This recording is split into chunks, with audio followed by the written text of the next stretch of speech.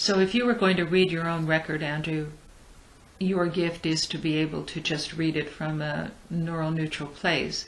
But if you were advising someone else to know how to read their own record, what would be the tools you might offer them so they could begin to access this? Reading your record is a lot more, your own record is a lot more difficult than reading the record of someone else. Mm-hmm.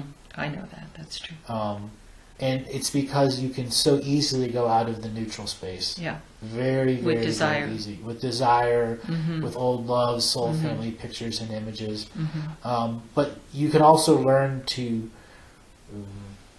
predict who you're going to incarnate with, and you can see the record through other soul family eyes or through other eyes from that neutral perspective, and then see yourself.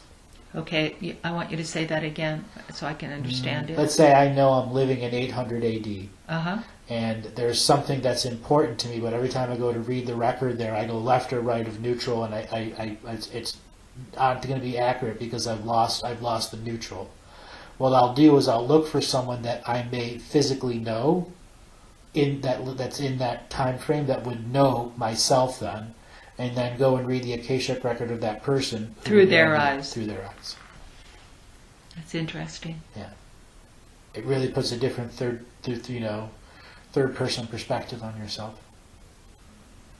But in order for you to see accurately the record through their eyes, you would have to know that they were neutral in relationship to you.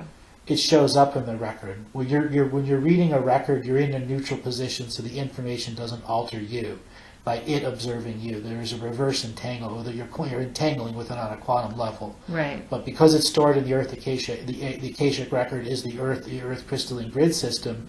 The entanglement is just in that observational moment, mm-hmm.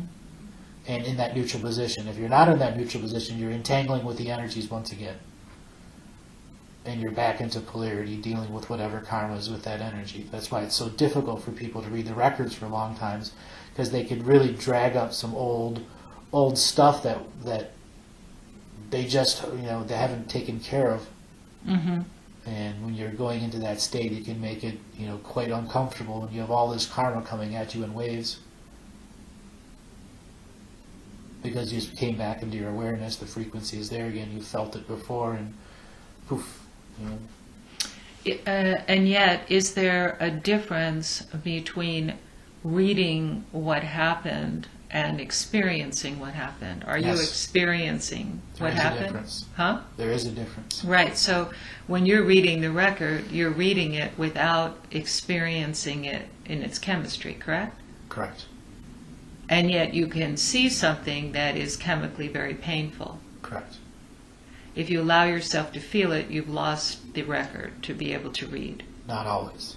But Sometimes, even in neutrality, to understand the depth of the emotional spike, positive or negative, there is a frequency that's brought in that really helps you understand the pain or pleasure level. So it's like a little symbol in the quarter of the Akashic record that makes the experience more intense or less intense. Mm-hmm. Like through the speed. That's why it's hard to read. Something's can only experienced at this frequency, so at that frequency, for me to perceive it, the skill sets I have, I'm using my third eye to project like a whiteboard, and then there's this energy field and this frequency, and that frequency has several dozen layers behind it, and all of those make up this neural imagery that has all sorts of images, and each image has a string attached to it as I get different runners through it.